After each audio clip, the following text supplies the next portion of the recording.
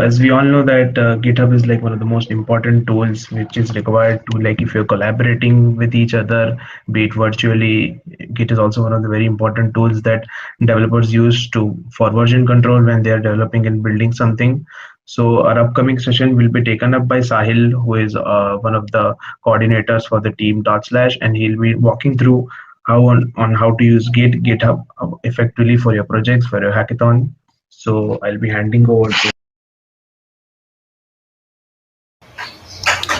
Yeah, thank you, Jeet. Good afternoon, everyone, and I hope you're enjoying our sessions in dot slash.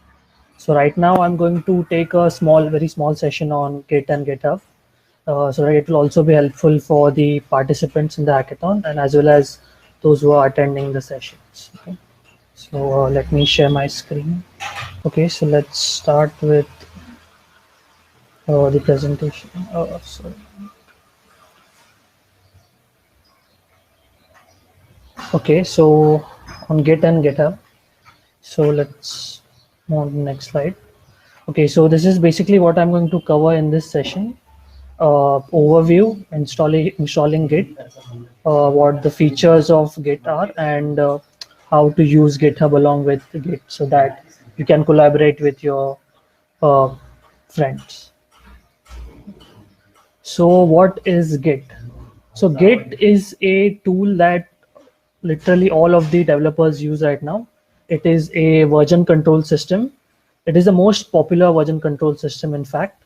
So what it basically does is it manages all your files and it saves all the coding changes and all the changes that have been done in the project throughout its history. And it also helps you to collaborate with other developers in the project or in whatever project that you're doing. So it's a command line tool, and yeah, it works on basically every operating system. And now you'll be thinking that why to add more complexity in for already complex projects. So the thing is that Git doesn't increase the complexity. In fact, it reduces it. Like if you're working on pretty big projects and there are a lot of developers in it, then it's a lifesaver there. And it also maintains various versions of your projects. So like in fact, if you mess up anything or if you want to make any changes in your code or if you want to undo those changes, then Git is very powerful in those cases as well as in general cases.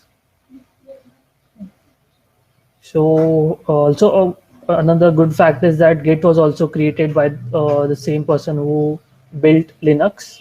So it's one of the big open source projects.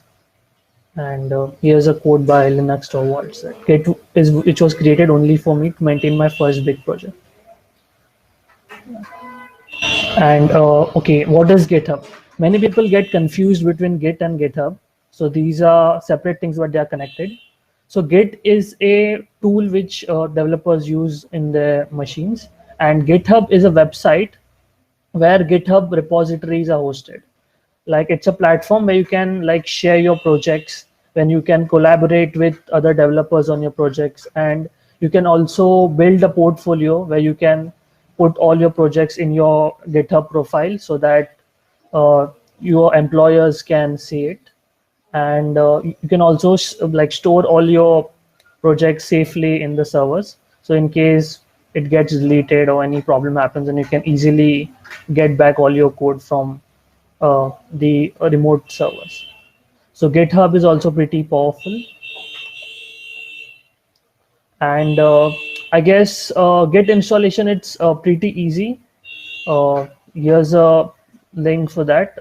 I'll share this PPT link in the chat after this, so you can go there. But you'll easily find many installation tutorials for Git, and it works on every operating system.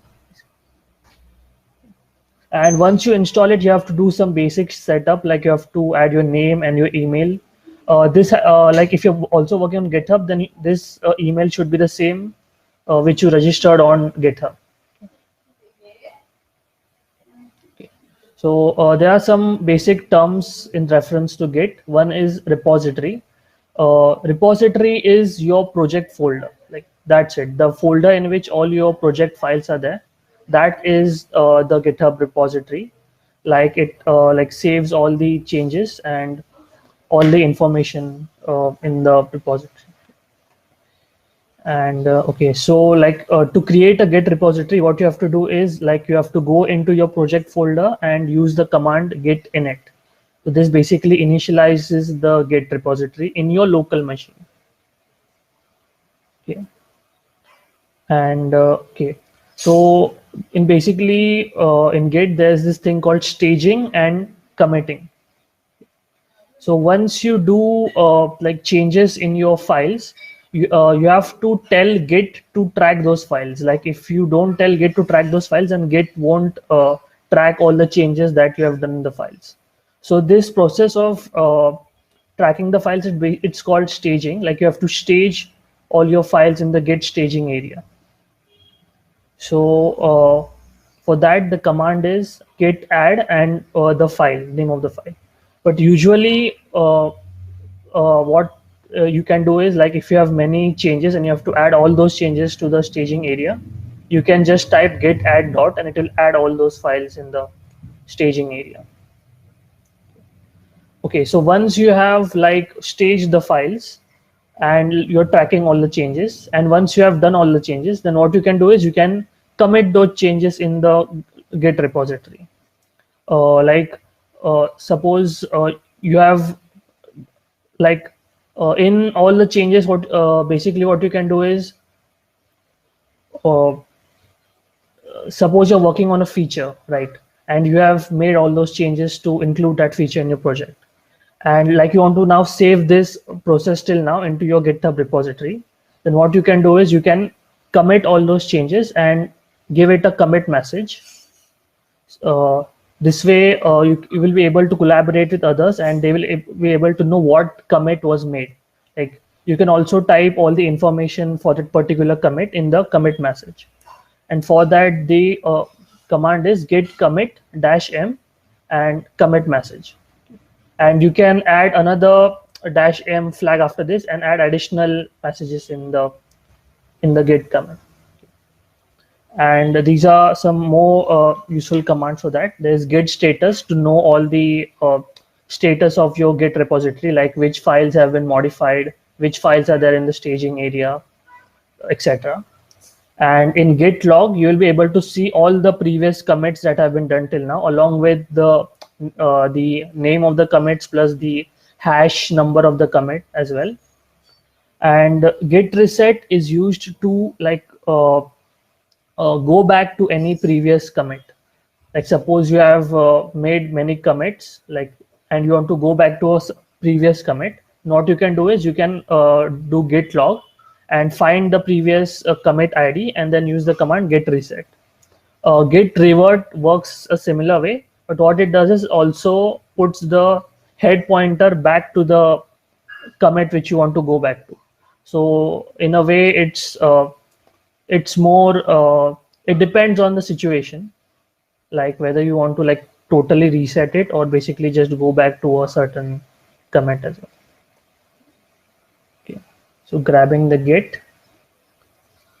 There's also another useful feature of Git. It's called branching, and this is a pretty useful feature because many of the times in your code, you're not exactly sure whether this part you want to include in your main code or not. Suppose you want to maybe add a new feature, or maybe you want to fix a bug, but you're not sure whether once you finish coding it, it will maybe there could be additional bugs, or you are not exactly sure about it. So what you can do is in GitHub, there is one main branch and it is called the master branch. So as soon as you initialize the Git repo, you are always in the master branch. So you can create a new branch and make all those changes in that particular branch. And once you are done making changes and once you have done all the testing and you're now sure about it, then you can merge that branch back to the master branch. So this is basically Git branching. Okay. So here's a flowchart for that. Like there's the main master branch here, and you can add different, you can create different branches for different features, and after that you can like merge those features. The default branch is called the master branch, and the branch, it splits from the current commit. Like if you have made previous commits before creating the branch, then as soon as you create the branch, it will be split from exactly that particular commit. Get branch, this command shows you all the total branches are there in your current repository. And get branch name, this creates a new branch basically with that branch name. Get checkout, this command is used to switch between different branches. And merging, so basically once you create the branch, you can, once you're sure about, you can merge that branch back into the master branch. So for that, the command is git merge and branch name. And one more thing is, like once you have maybe created a new branch or a new feature, and maybe additional changes have been made in the master branch, and you want to get those changes from that master branch into your current branch, so you can do that also. Okay. This is the common base, this is the master tip, and this is the tip of the new branch that you have created. And then once you merge it, a new merge commit will be created. That way it will like get merged with the master branch. Okay. uh, Now suppose like maybe in the new master branch you made some changes to the code, and many other changes were done in the master branch as well, and there are like certain conflicts in that. Like maybe the code has been overwritten, maybe the code has been changed, and it's different in the master branch and in the new created branch. For that, once you merge those, there will be merge conflicts. Like if there are no conflicts, then the branches get merged automatically, but in case there are, then what happens is a new line is created like this. Once you merge it, it shows that this is the head, this line is added to this line was added in the master branch, and this was the line added in the new feature branch. So in the in that particular file, you will get something like this: one for head, and there will be this equal to symbol line. This will separate those two changes. And what you can do is you can like edit this in directly in the code editor, or in new code editors like Atom and VS Code. There are like, it has an interactive options, like use this branch, or maybe use the commit from the master or feature branch, and it is pretty useful. That, yeah, just fix it using a text editor, and then uh, commit the stage it and commit in a new file, and then push those changes back into the new master branch. So let's talk about GitHub now. Okay, so the flow we saw till now in Git was that you initialize the repo, you uh, make some changes in the code, you stage those changes, then you commit those changes. That, that was the workflow for Git. But for GitHub, it is a bit different. Like you create an account, okay, and the steps for creating an account is like pretty simple. Just use your username, email, and you have to remember that you have to use this same email that in your Git configuration as well, the configuration that you did in the start. After that, you create a new GitHub repository. This is also pretty easy. Uh, there is a button for creating new repositories in your in the main page as well as in the top right corner, and you can like create give it a name, and you can give it a description as well. There's also option to keep it public or private. Suppose you're working with a team and you want to keep the code private, like it's not for open source purposes, then you can keep the repo private as well. Okay, so now once you have created the repository, now that Git repository on GitHub, it is a remote repository. Like that will be a common repository which will be on the server, which will be used by the entire team for collaboration. So yeah, that makes it easier for teams to collaborate if they are in remote places.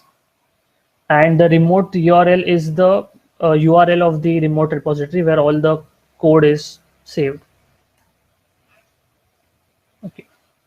So yeah, now if you want to push your local code to the GitHub repository, what you have to do is basically you have to take the remote URL of the remote repository on GitHub, and then you have to use this command: git remote add name of the remote and the remote URL.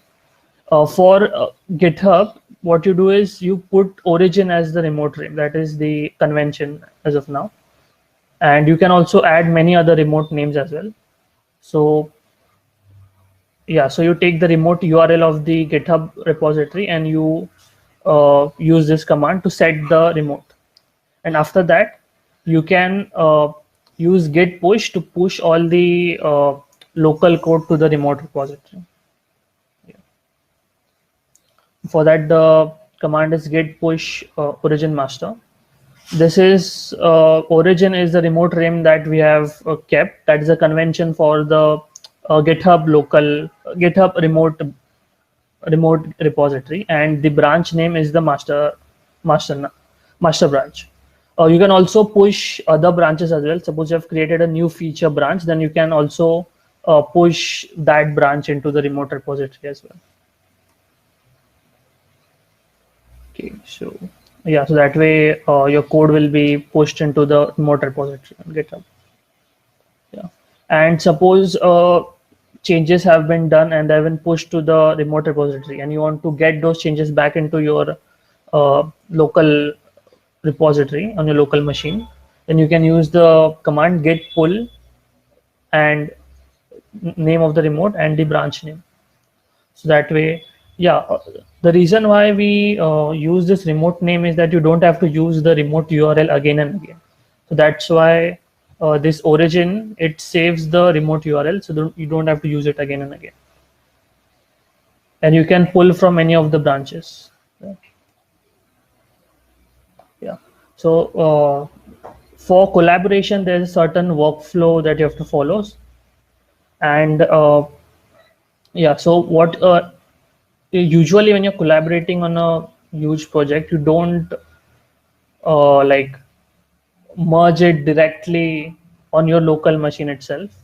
For that, you have this thing called pull request. So in that, so for that, what you do is in your the code which you have pulled into your remote repository, you create a new branch, and then you do all the changes, and you then create a commit, and after that you push that new branch to the remote repository. And once you do that, then you can create the pull request on the remote repository on GitHub itself. So that way it becomes easier to see who has made which changes, and it reduces the chances of merge conflicts as well. So you can see that once a different branch is pushed to the repo, GitHub automatically shows you an option for comparing and creating a pull request. And once you click on that, you will be able to name the pull request as well as leave any comments regarding what commits you have made. You can also see like how many files have been changed and how many commits have been made. All that information is stored in the pull request on GitHub. So that way it becomes easier for collaborating on a big project. And the owner of the repo can then merge that pull request into the main master branch if they want to, and if there are no conflicts with the master branch there. Yeah. So this was for suppose for a project, but when it comes to like big open source projects, like suppose React or maybe Apache, those organizations, for that what you have to do is you have to like basically fork that particular repository and then make all your changes into that. Once you fork the repository, it will be available in your profile, and then you can make changes into that and then create a pull request with that. So once you do that, the owner of that particular repository, they will find that you have made a pull request, and with that they will be able they will, if they want to take those changes in, they will merge that together. Otherwise, they will reject that. So this is the basic workflow when on working on open source projects. Yeah. So that said, you can also find more information on Git and GitHub on these websites I've mentioned in this presentation.